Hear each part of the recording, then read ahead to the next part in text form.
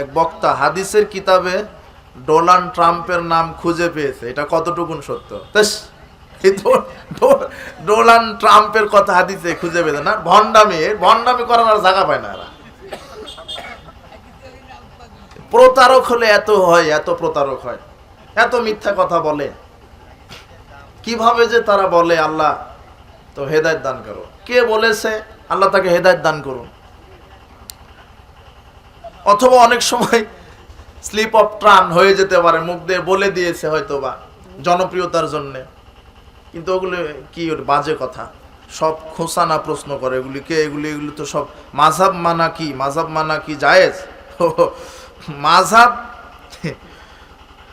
মাযহাব মানা কি, মাযহাব মানা কিছু, এটা হচ্ছে আমি একটা বক্তব্যে বলেছি যে যারা বলে মাযহাব মানা ফরজ, তখন আমি ওখানে বলেছি যে মাযহাব মানা ফরজ নয়, মাযহাব না মানাটা ফরজ, মাযহাব না মানাটা ফরজ।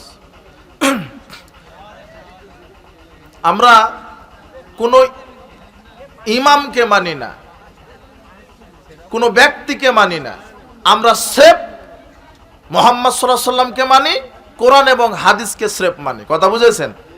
আমরা সব ইমামকেই মানি যতক্ষণ কোরআন এবং সহিহ হাদিসের উপরে তারা আছে। আমার এই ব্যাপারে ইমাম আবু হানিফা, ইমাম মালিক, ইমাম শাফি থেকে বক্তব্য পেশ করে আমি বলে দিয়েছি, প্রতিদিন এগুলি বলা যাবে না, দেখে নেবেন যে প্রত্যেক ইমামকে আমরা মানি। ইমাম আবু হানিফা নিজে বলেছেন আলাইকুম বিত্তিবাইস সুন্নাহ, তোমরা অবশ্যই রাসূলের সুন্নাহকে অনুসরণ করবে। কোনটাকে? রাসূলের সুন্নাহকে। ইয়াকুম আল কাউল ফি দীনিল্লাহি বির রায়, তিনি বলছেন খবরদার দ্বীনের ব্যাপারে নিজের মতামত পেশ করবে না, রায় অনুযায়ী চলবে না, সর্ব অবস্থায় রাসূলের সুন্নাহকে কি করবে? অনুসরণ করবে। ফামান খরাজা ফাকাদ দাল্লা, যে ব্যক্তি সুন্নাহ থেকে বের হয়ে গেল সে পথভ্রষ্ট হয়ে গেল। এটা ইমাম আবু হানিফার কওল। এটা ইমাম আবু হানিফাও কি মানতে বলেছেন আমাদেরকে? রাসূলের সুন্নাহ। কথা বুঝেছেন? তিনি বলেছেন ইজা সাহাল হাদিস ফাওয়া মাযহাবি, যেটা সহিহ হাদিস যখন পাবে ওটাই হলো আমার মাযহাব। তিনি সহিহ হাদিস মানতে বলেছেন। আমরা প্রত্যেক ইমামকেই মানি যতক্ষণ কোরআন হাদিসের সাথে তাদের কথা মিলে যাবে। আমরা কাউকে মানি না, সে যত বড়ই নেতা হোক, যদি কোরআন হাদিসের উল্টা কথা বলে। কথা কি বুঝেছেন?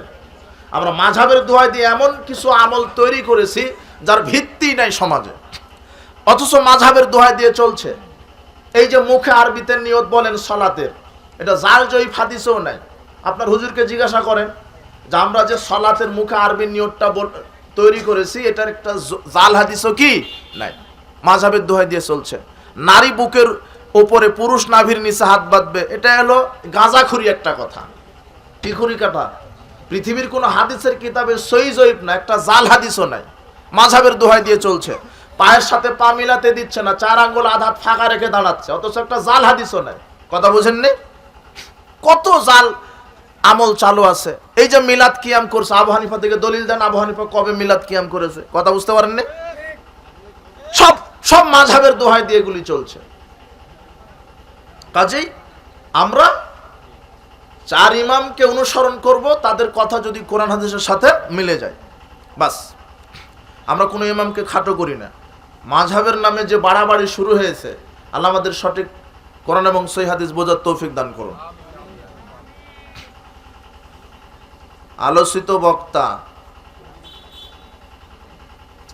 কি, এটা তা নাম নিছেন কেন? আচ্ছা, সাংবাদিক ব্যবসা হালাল না হারাম?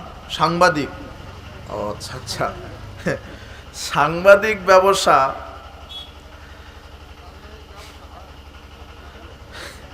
সাংবাদিক এটা কি একটা পেশা, তাই না? সাংবাদিক পেশা। এখানে রাসূল সাল্লাল্লাহু আলাইহি ওয়াসাল্লাম বলেছেন যে তোমরা গোয়েন্দাগিরি করো না।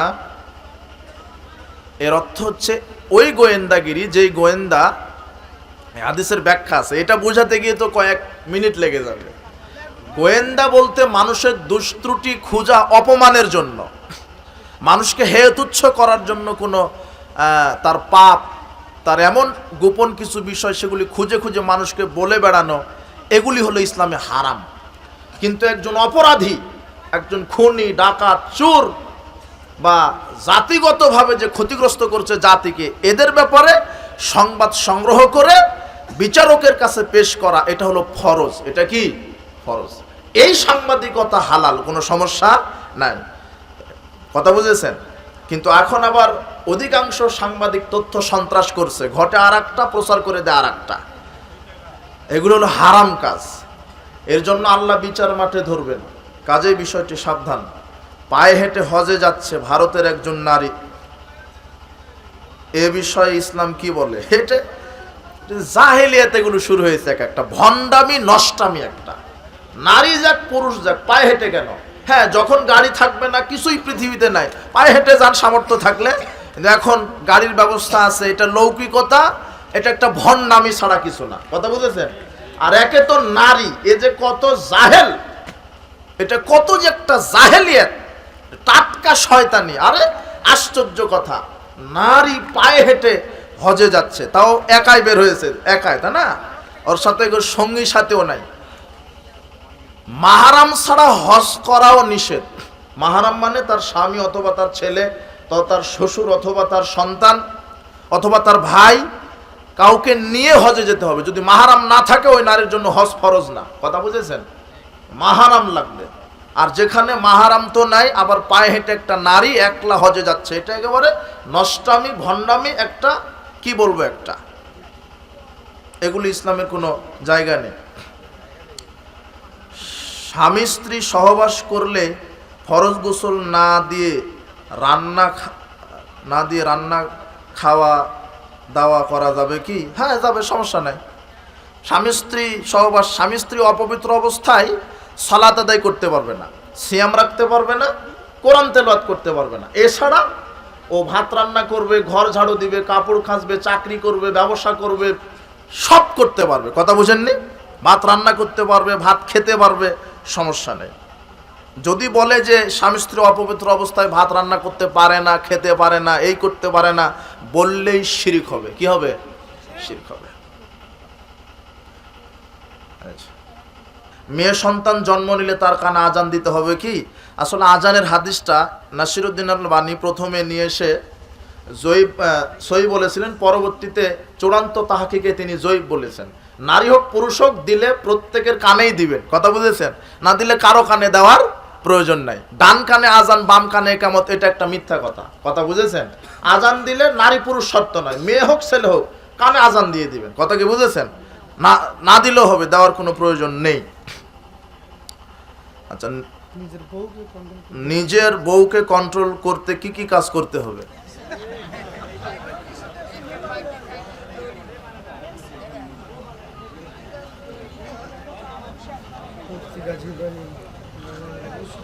কি ব্যাপার? না, শীতের রাতে ফরজ গোসল করার ভয়ে স্বামীকে আমার কাছে থাকতে দেয় না, আমার কি গুনাহ হবে? আশ্চর্য কথা। এটা কি শীতের রাতে ফরজ গোসল করার ভয়ে স্বামীকে আমার কাছে থাকতে কে দেয় না? হ্যাঁ, স্ত্রী বলছে না, ও থাকতে দিই না। গুনাহ হবে মানে কাবিরা গুনাহ হবে আপনার, আপনার উপর আল্লাহর লানত। আশ্চর্য কথা।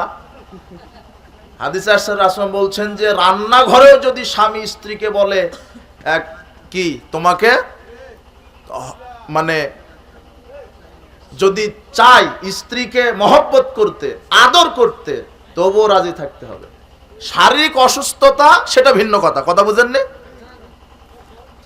যে ইদা রাজুল ইমরাতাউলা ফিরাশিহি, হাদিসে আসছে যখন কোনো স্বামী তার স্ত্রীকে বিছানায় ডাকে, ফাবাত, এবং সে যদি অস্বীকার করে যে না, ফাবাতা গসবান আলাইহা, এবং স্বামী যদি রাগ করে এই জন্য, লানাতহু আল মালাইকা হাত্তা তুসবিহা, এই নারীর উপরে সকাল পর্যন্ত ফেরেশতারা অভিশাপ করতে থাকে।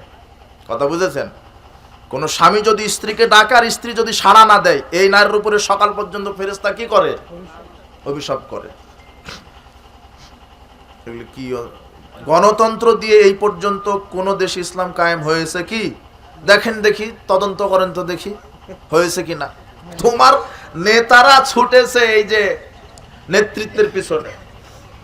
গণতন্ত্র এটা কুফরি একটা তন্ত্র, কুফরি মতবাদ। আর ইসলাম কায়েম হবে ইসলামের তরিকায়। এই ইহুদি খ্রিস্টানের পচা তরিকায় কশ্চিনকাল ইসলাম কায়েম হতে পারে না। কথা বুঝেছেন? এটা ইহুদি খ্রিস্টান একটা পচা একটা তন্ত্র মন্ত্র।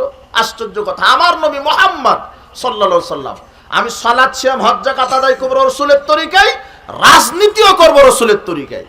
আর সেটাও ইসলামী খেলাফা, ইসলামী শরিয়া। এই গণতন্ত্র, কুফরিতন্ত্র, হত্যাতন্ত্র, ধর্ষণতন্ত্র, এটা মামলাতন্ত্র, চুরিতন্ত্র আর দুর্নীতিতন্ত্র একটা। এটা কথা বুঝেছেন? এর সাথে মুসলমানের কোনো সম্পর্ক থাকতে পারে না। কথা বুঝতে পেরেছেন? সাবধান হবেন, এই ফাঁদে পা দিবেন না। নূহ আলাইহিস সালাম 950 বছর দাওয়াত দিয়েছেন, তোমার হুজুর বলছে রাতারাতি ইসলাম কায়েম করবে। দাওয়াত দাও 950 বছর, দেখি আল্লাহ যেদিন কবুল করবে। আলেমদের এখন দায়িত্ব ইসলাম কায়েম করতে। আলেমদের দায়িত্ব কি? কোরআন এবং সহিহ হাদিস, আকীদা মানহাজের দাওয়াত দিয়ে যেতে হবে। আকীদা আমল যেদিন পরিবর্তন হয়ে যাবে, এইভাবে আন্দোলন করে, এইভাবে মানুষকে হত্যা করে, গুম করে, কুফরি তন্ত্রের মাধ্যমে ইসলাম কায়েম হবে না। যেদিন এদেশের যুবক ছাত্র আন্দোলন করবে, তাওহীদের আন্দোলন, ইসলামের আন্দোলন, যেদিন এই দেশের 20 কোটি মানুষ মুখে বলবে আমরা সার্বিক জীবন ইসলাম মানতে চাই, আসুন পবিত্র কোরআন এবং সহিহ হাদিসের আলোকে জীবন গড়ি, সকল বিধান বাতিল করি, ওহির বিধান কায়েম করি, যেদিন এই স্লোগানে রাজপথে নামবে, সেই দিন ইনশাআল্লাহ বাংলাদেশ ইসলাম কায়েম হবে ইনশাআল্লাহ। কথা বুঝেছেন? তার আগে নয়। এই পচাতন্ত্র দিয়ে হবে না। আপনার বক্তব্য শুনে বোঝা যায়, এবং আহলে হাদিসদের কিছু বক্তার বক্তব্য বোঝা যায় যে তারা মাযহাব মানেন না। এখন প্রশ্ন হচ্ছে, ইমাম যখন সালাত শুরু করার সময় আল্লাহু আকবার উচ্চস্বরে বলে, মুসল্লিরা সরবে পড়ে, এটা কোরআন ও হাদিসের কোথায় আছে? যদি দলিল দিতেন। আচ্ছা আচ্ছা, এটা দলিল দিতে হবে না?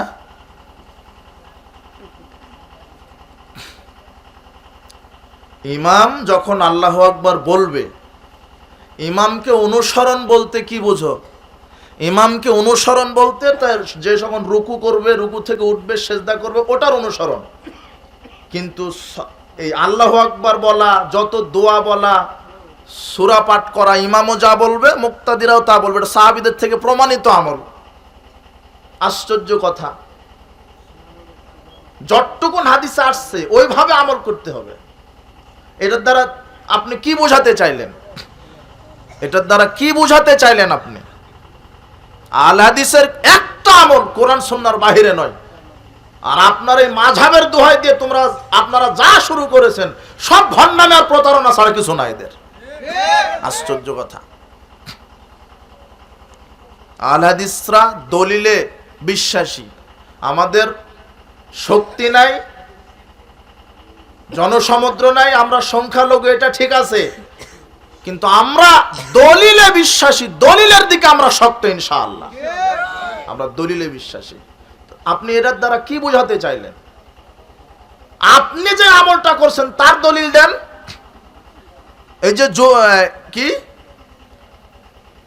পায়ের সাথে পা 4 আঙ্গুল ফাঁকা রেখে দাঁড়ান, ওর দলিল দেন আমাকে।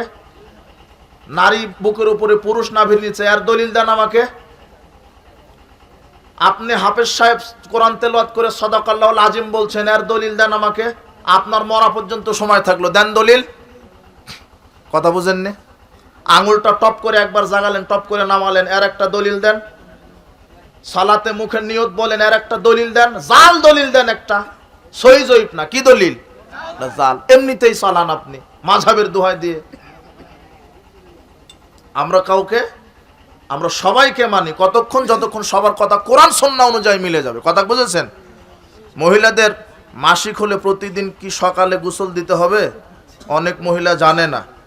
আচ্ছা আচ্ছা, হ্যাঁ, গোসল দেওয়া ভালো, পবিত্রতা অর্জন করা ভালো, অবশ্যই গোসল দিতে হবে এমনটি নয়। যখন মাসিক ভালো হয়ে যাবে তখন গোসল দিবে, এটাও ঠিক আছে, সমস্যা নেই। বারাকাল্লাহ ফিক, জাযাকুমুল্লাহ খায়ের। সুবহানাকাল্লাহুম্মা ওয়া বিহামদিকা আশহাদু আল্লা ইলাহা ইল্লা আনতা আস্তাগফিরুকা ওয়া আতুবু ইলাইক। আসসালামু আলাইকুম ওয়া রাহমাতুল্লাহি ওয়া বারাকাতুহু।